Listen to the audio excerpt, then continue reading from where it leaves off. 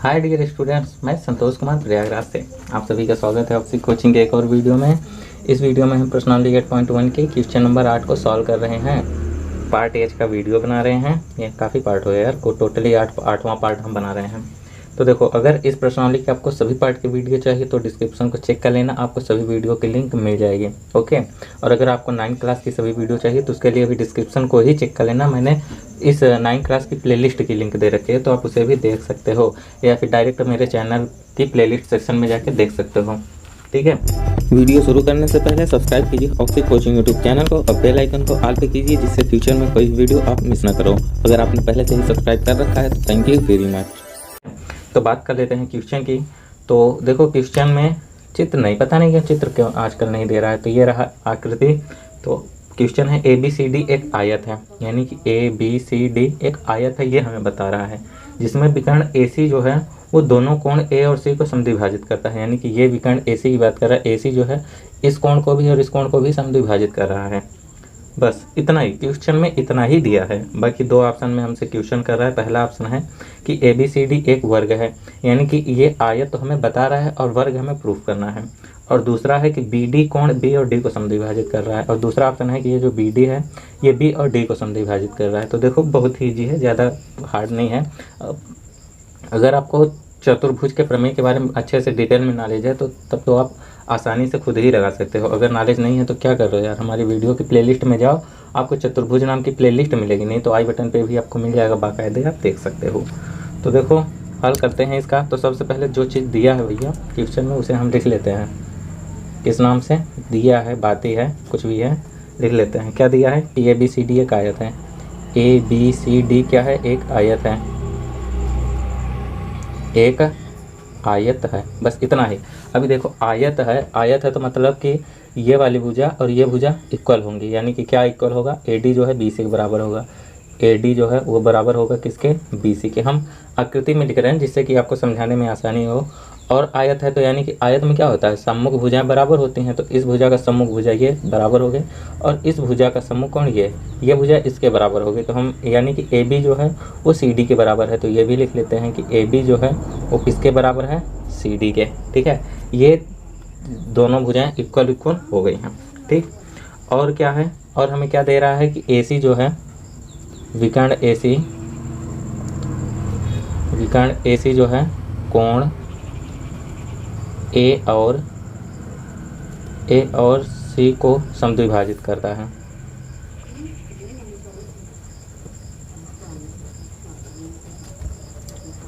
समद्विभाजित करता है। अभी देखो, समद्विभाजित करने का मतलब कि ये एंगल और ये एंगल दोनों बराबर होंगे। ये जो AC है कोण A को समद्विभाजित कर रहा है, तो कहने का मतलब ये एंगल और ये एंगल इक्वल होगा। तो कौन सा एंगल है, DAC, ठीक है, या फिर CAD। तो एंगल CAD जो है वो इक्वल होगा किस एंगल के, एंगल किसके, B के। ठीक है, देखो CAD ये एंगल CAB इस एंगल के इक्वल है। ओके, हमने ये लिखा।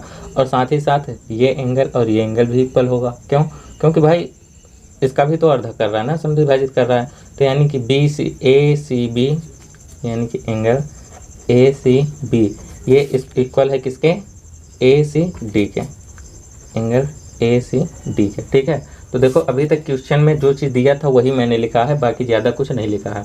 अब ये चीज़ हमने इसमें क्यों लिख लिया आकृति में, ताकि आपको समझाने में हमें बहुत ही आसानी होगी इसमें लिखने के कारण। ठीक है, अभी हमें प्रूफ क्या करना है, ठीक है, दर्शाना है हमें। पहला ऑप्शन क्या है कि ABCD एक वर्ग है, ABCD एक वर्ग है। देखो, आयत और वर्ग में सिर्फ एक ही अंतर होता है। हाँ देखो, अब ये 90 अंश का कोण भी है। ठीक है, चारों कोण 90 अंश के हैं, क्योंकि आयत है तो चारों कोण 90 अंश के होते हैं। अब देखो, ABCD एक वर्ग है, हमें वर्ग प्रूफ करना है ना। तो ये आयत तो ये बता रहा है, और आयत और वर्ग में सिर्फ एक ही अंतर होता है कि आयत में केवल सम्मुख भुजाएं बराबर होती हैं, लेकिन वर्ग में चारों भुजाएं इक्वल होती हैं एक दूसरे के।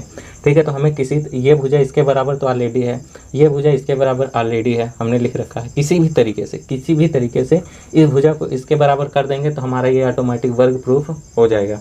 तो इसके लिए देखो हम क्या करते हैं, ये भुजा इस भुजा के समांतर है। समांतर क्यों, क्योंकि आयत है और आयत के सम्मुख भुजाएं समांतर भी होती हैं, बराबर तो होती हैं, समांतर भी होती हैं, तो हम वही लिखेंगे कि AD जो है वो BC के समांतर है, यानी कि AD समांतर BC। तथा तिर्यक रेखा इसमें क्या है, तिर्यक रेखा हम AC को ले रहे हैं, तथा वैसे BD भी है लेकिन हमारा AC से काम हो जाएगा, तथा तिर्यक रेखा AC है। ओके, अब देखो AC है तो मतलब कि हमने ये समांतर लिया है ना, तो समांतर भुजा और तिर्यक रेखा के बीच का कोण ये एकांतर कोण होता है, और वही काम यहाँ पे समांतर भुजा और तिर्यक रेखा के बीच का कोण ये, तो मतलब कि ये एंगल और ये एंगल दोनों इक्वल होंगे, तो हम लिख लेते हैं कि एंगल क्या DAC, तो हम एंगल CAD लिखेंगे। ठीक है, एंगल CAD इक्वल है किस एंगल के, ACB के, एंगल ACB के। देखो ACB ये एंगल और ये एंगल इक्वल हो गया। अब देखो होता है मैजिक, यहाँ पे एक मैजिक होता है, आप देखो ये एंगल इसके इक्वल हो गया। ठीक है, ये एंगल इसके इक्वल हो गया, यानी कि ये वाला एंगल हमने इस एंगल के इक्वल कर दिया है। CAD जो है वो किसके बराबर है, यहाँ पे लिख लेते हैं CAD कहाँ पे है, CAD वो CAB के बराबर है। ठीक है, तो हम यहाँ पे लिख लेते हैं CAD के स्थान पे एंगल CAB लिख लेते हैं, इक्वल टू एंगल ACB को रहने ही देते हैं, क्योंकि अब देखो अब मैजिक होगा। CAB कहाँ पे है, CAB देखो ये जो है, देखो CAD ये भुजा ये कोण बराबर थे, तो हमने इस कोण के स्थान पे ये कोण लिख दिया। ठीक है, वही किया है अभी तक। अभी ये एंगल और ये एंगल बराबर है, वही है, देखो CAB जो है ACB के बराबर है, यानी ये एंगल और ये एंगल इक्वल है। यानी कि अब हम कह सकते हैं कि अगर हम ABC को त्रिभुज ले लें, कि त्रिभुज ABC में अगर हम त्रिभुज लेते हैं तो ये एंगल और ये एंगल बराबर है। अब ये एंगल बराबर हो गया, तो कहने का मतलब इस एंगल का सम्मुख भुजा ये और इस एंगल का सम्मुख भुजा ये भी बराबर होगा, क्योंकि यह एक समबाहु त्रिभुज का नियम है, प्रमेय है। ठीक है, तो हम लिख लेते हैं कि angle CAB equal to angle ACB। अगर ये एंगल बराबर है तो सम्मुख भुजाएं भी क्या होंगी, समान होंगी। तो CAB की सम्मुख भुजा क्या है, BC इक्वल टू अब ACB के सम्मुख भुजा AB, यानी कि BC किसके बराबर हो गई, AB के बराबर हो गई। अब देखो अब एक और मैजिक होता है, देखो BC जो है AB के इक्वल में हो गई, यानी कि BC AB को ये भुजा इस भुजा के इक्वल में हो गई।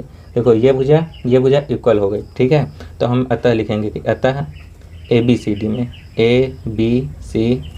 में ये पूरे भुजा में। ठीक है, ABCD में AB भुजा को लेते हैं, AB हमने ABCD में पूरे AB भुजा को ले लिया। अब AB किसके बराबर है, AB किसके बराबर है, CD के बराबर है, तो हम CD लिख लेते हैं, CD। अभी यहीं पे तो लिखा है, देखो AB जो है वो CD के बराबर है। ठीक है, बराबर। अभी CD किसके बराबर है, CD ये CD AB जो है वो CD के बराबर है। ठीक है, अभी और उसके बाद AB जो है वो BC के भी बराबर है, हमने वही प्रूफ किया था, AB जो है BC के बराबर है, तो AB और CD के बराबर BC भी होगा। ठीक है, अब इक्वल टू अभी BC के बराबर और एक चीज़ है, BC के बराबर AD भी है, यानी कि इसके बराबर AD भी है। तो कहने का मतलब ये भुजा और ये भुजा बराबर हो गई, तो इसके बराबर में ये थी तो ये तीनों बराबर हो गई, और इसके बराबर में ये था तो ये चारों भुजा बराबर हो गई। तो अतः ABCD में ये चारों भुजाएं इक्वल हो गई, तो हम लिख सकते हैं कि अतः ABCD क्या है, एक आयत है। वो आयत नहीं, हमें वर्ग लिखना था ना, वर्ग है।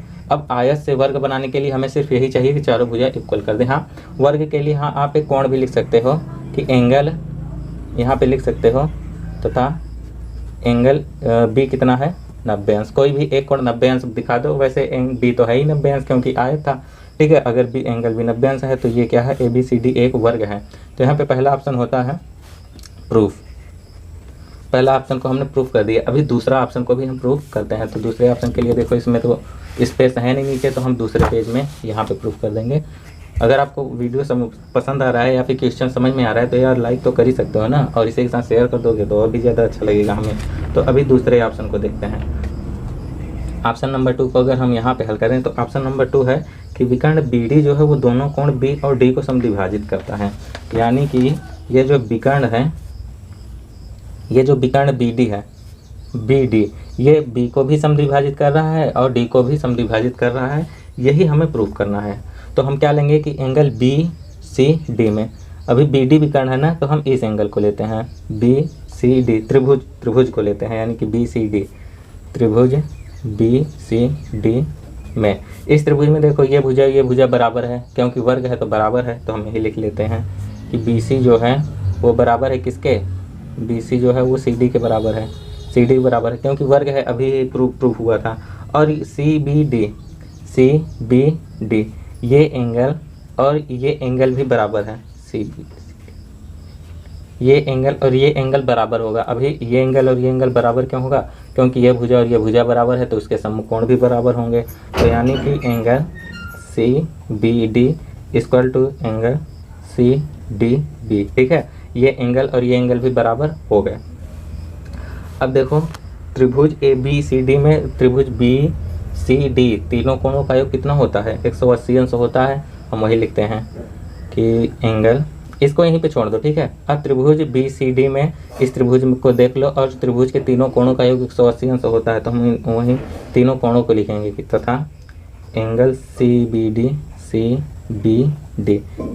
डी ये पहला एंगल हुआ प्लस दूसरा एंगल, ये इसे लेते हैं, तो angle C D B plus पहला एंगल ले लिया, दूसरा एंगल ले लिया, अभी तीसरा एंगल पूरा हम सी ही ले लेते हैं, एंगल सी बराबर कितना होना चाहिए, 180 अंश। अभी देखो हमें सी का तो मान पता है 90 अंश, अब 90 अंश क्या है, क्योंकि वर्ग है, ठीक है। तो angle C B D plus angle C D B, same चीज़ उतार लिया, प्लस ये 90 हो जाएगा यहाँ पे बराबर 180 अंश। अभी देखो ये 90 उधर जाके माइनस हो जाएगा 180 के साथ, तो कितना हो बचेगा, 180 ही बचेगा। तो यानी कि angle C B D plus अब सी डी बी। अब देखो यहाँ पे एंगल सी डी बी कहाँ पे है, सी डी बी, ये एंगल और ये एंगल बराबर है ना, तो इस एंगल के स्थान पे हम ये एंगल लिख सकते हैं। देखो ये और ये बराबर है, बराबर क्यों है कि क्योंकि ये भुजाएं बराबर हैं, ठीक है। तो इस एंगल के स्थान पे हम ये लिख लेते हैं, तो सी डी बी के स्थान पे हम फिर से एंगल सी बी डी लिख लेते हैं, यानी कि इसके स्थान पे हमने ये लिख लिया, इस एंगल के स्थान पे हमने ये एंगल लिख लिया, ओके। इसको अभी ये 90 डिग्री उधर जाएगा, तो 180 में 90 घट जाएगा, तो बचेगा क्या। अब देखो ये भी एंगल सी बी डी है और ये भी सी बी डी है, तो ये दोनों प्लस हो जाएंगे, दो angle C B D equal to, अब 180 में से 90 अगर माइनस करेंगे तो 90 अंश बचेगा, तो एंगल सी बी डी कितना हुआ, 45 अंश हुआ। अभी देखो एंगल सी बी डी 45 अंश है, यानी कि एंगल सी बी डी ये एंगल का मान कितना हो गया, ये एंगल का मान 45 है, ठीक है। इसका मान 45 हो गया, तो ये पूरा तो 90 है, अगर ये 45 हो गया तो मतलब कि ये भी 45 हो गया।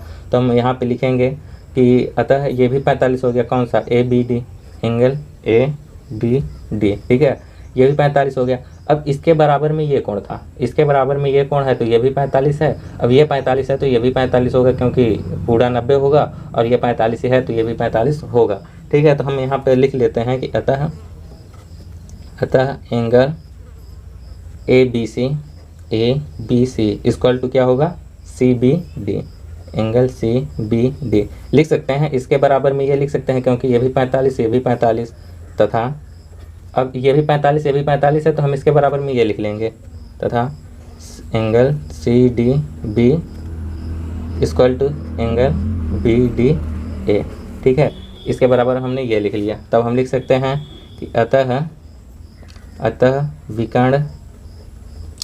विकर्ण बी डी जो है वो कोण बी और डी को समद्विभाजित करती है,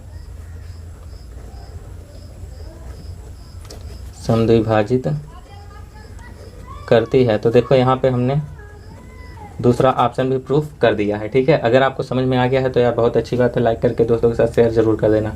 और अगर आपको कहीं पे डाउट है, जहाँ पे समझ में नहीं आया है, तो कमेंट में बता देना, या फिर टेलीग्राम पे ज्वाइन होकर हमसे पूछ लेना। और जब आप टेलीग्राम पे ज्वाइन होने के लिए जाओगे तो यार वहीं पे साइड में ही ऊपर या नीचे ही आपको इंस्टाग्राम की भी लिंक मिल जाएगी, तो वहाँ पर भी जाके हमें फॉलो कर लेना, ठीक है।